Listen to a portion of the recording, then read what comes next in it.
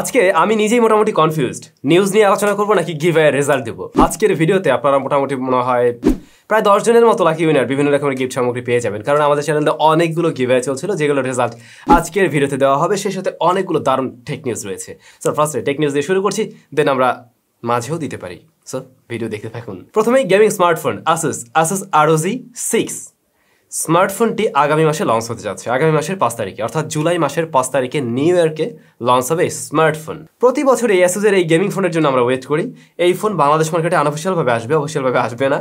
তো আনঅফিশিয়ালভাবে আসলে আমাদের চ্যানেলে আপনারা রিভিউ পাবেন।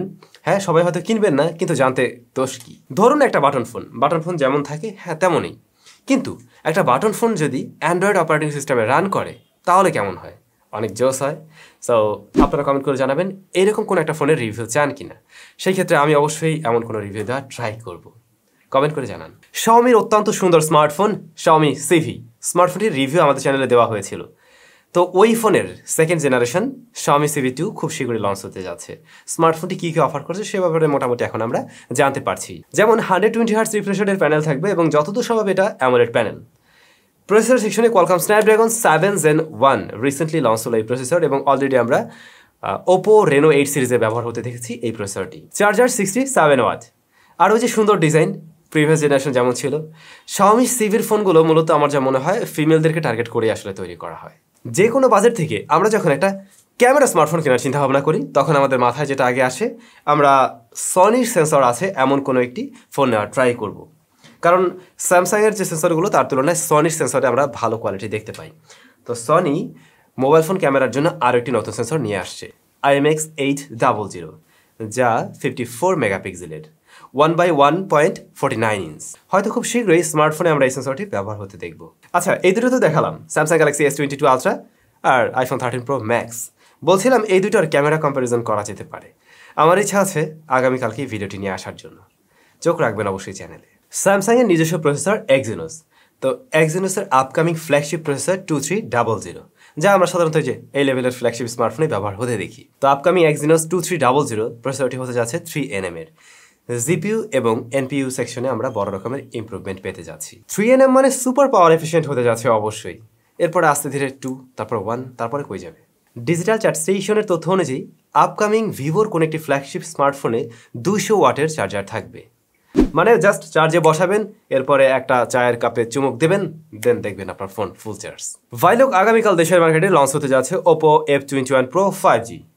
নো, কালকে আমাদের চ্যানেলের ফুল রিভিউ আপনি পাবেন না, তবে খুব শীঘ্রই পেয়ে যাবেন। Qualcomm Snapdragon 695 দিয়ে রান করবে স্মার্টফোন। আপনাদের কি মনে হয় স্মার্টফোনটি বাংলাদেশ মার্কেটে কেমন দামে লঞ্চ হতে পারে? মাথায় রাখবেন এটা ওপোর ফোন। ওপোর ফোনের দাম আমরা নর্মালি একটু বেশিই দেখি।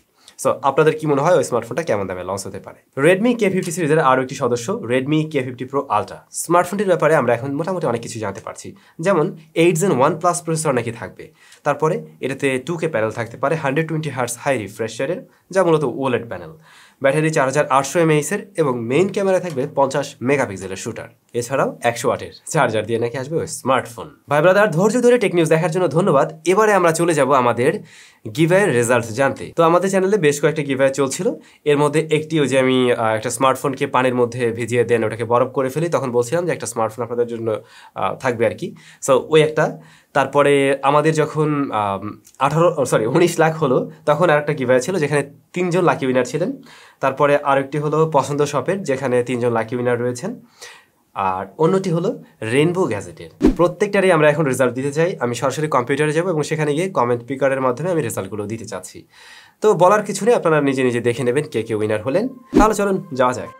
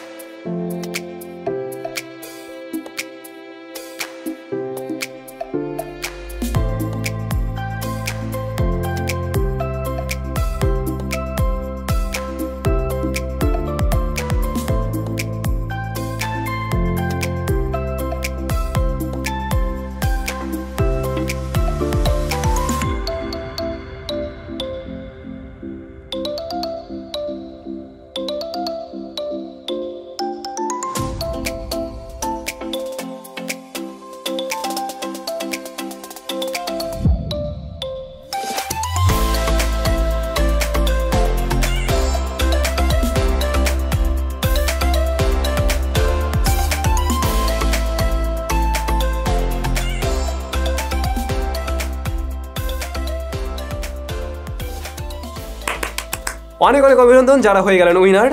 আজকের মতো এরকম মনে আর কোনোদিন আমরা এতগুলো গিফট আপনাদেরকে দিতে পারিনি, খুবই ভালো লাগছে।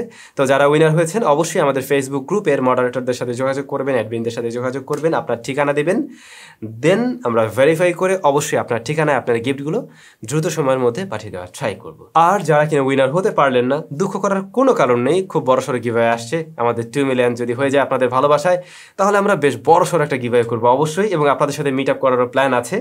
সো যারা এখনো সাবস্ক্রাইব করেননি সাবস্ক্রাইব করে ফেলুন, সেই ক্ষেত্রে আপনাদের জন্য মেগা গিভওয়ে থাকবে এবং অবশ্যই আপনাদের সাথে মিট আপ করারও আমি ট্রাই করবো। ঝটপট যারা এখনো সাবস্ক্রাইব করেননি করে ফেলেন। আজকে আর কমেন্টের উত্তর দিতে গেলাম না, নেক্সট টেক নিউজে অবশ্যই কমেন্টের উত্তর পাবেন। সবাই অনেক বেশি ভালো থাকবেন, সুস্থ থাকবেন, দেখা হচ্ছে তাহলে নতুন ভিডিওতে।